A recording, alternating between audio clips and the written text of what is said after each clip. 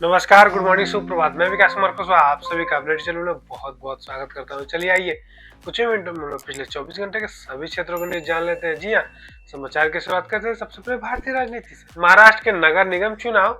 जी हाँ, महाराष्ट्र के 29 नगर निगम पे मतदान अभी संपन्न हुए हैं। 3 बजे तक 41% लोगों ने मतदान किया था। कल यानी 16 जनवरी को इस मतगणना होगा।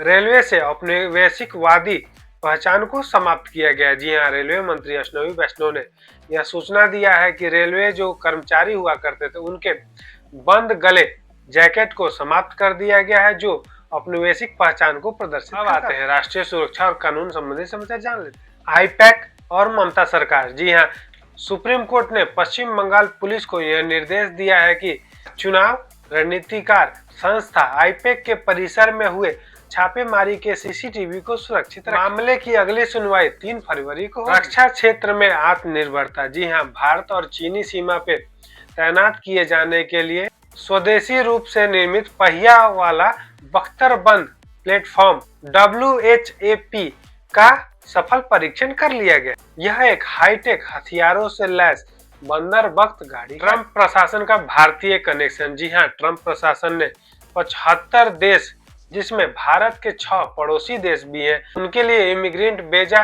प्रोसेसिंग को रोकने का फैसला लिया। इसके बाद स्थिति पर भारतीय विदेश मंत्रालय ने भी नजर बनाई। अब आते हैं अर्थव्यवस्था संबंधी समाचार जान लें। जीडीपी का अनुमान। जी हाँ, डेलॉयट ने भारतीय अर्थव्यवस्था के विकास दर के लिए जो ग्रोथ रेट है वो 7.5 से 7.8 रहने का अनुमान लगाया, जो विश्व में भारत को सबसे तेजी से बढ़ने वाली अर्थव्यवस्था शामिल। स्टार्टअप इंडिया के 10 साल पूरे हो गए हैं। जी हाँ, इस अवसर पर प्रधानमंत्री श्रीमान नरेंद्र मोदी 16 जनवरी को स्टार्टअप संस्थापकों के साथ संवाद करेंगे। अब आते हैं खेल संबंधी समाचार जान लेते हैं। इंडिया ओपन बैडमिंटन पूर्व चैंपियन किदाम्बी श्रीकांत राउंड 16 में फ्रांस के क्रिस्टोपोवोव से हारकर टूर्नामेंट से बाहर हो चुके हैं। वहीं मालिका बिशोट की हार के साथ महिला एकल में भी भारत की चुनौती समाप्त। Under 19 world cup. आईसीसी के नए चेयरमैन जय शाह ने अंडर 19 वर्ल्ड कप जो जिम्बाब्वे और नामीबिया के बीच हो रहा है उसके लिए सभी टीमों को शुभकामनाएं दी। T20 वर्ल्ड कप 2026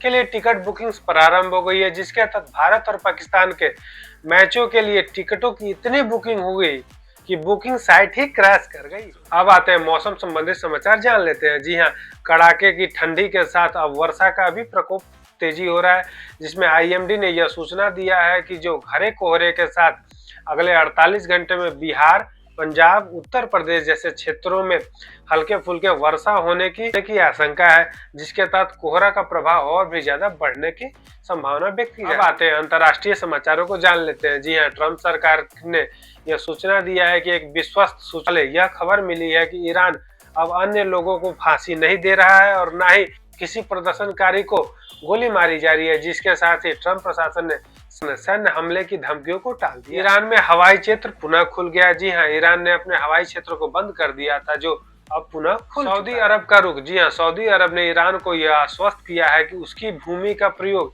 ईरान पे हमले के लिए नहीं किया जाएगा। अमेरिका और ग्रीनलैंड संकट। जी हाँ, अमेरिकी राष्ट्रपति डोनाल्ड ट्रंप ने फिर पुनः यह दोहराया है कि अमेरिका के सुरक्षा के लिए उन्हें ग्रीनलैंड की आवश्यकता है, जिसके तहत वह डिफेंस के लिए गोल्डन डोम निर्माण करना चाहते हैं। सैन्य विकल्पों पर चर्चा। जी हाँ, डोनाल्ड ट्रंप का डेनमार्क और ग्रीनलैंड के साथ वार्ता विफल हो जाने के बाद उन्हें ऐसा सूचना प्राप्त हुई है कि सैन्य विकल्पों पर भी चर्चा हो रही है, जिसके वजह से पूरे यूरोप में हलचल मच गई। अंतरिक्ष मिशन में सफल लैंडिंग। जी हाँ, स्पेसएक्स के कैप्सूल ने 4 अंतरिक्ष यात्रियों को स्पेस स्टेशन से सुरक्षित रूप से कैलिफोर्निया में वापस लाए, जो मेडिकल इमरजेंसी के कारण हुआ।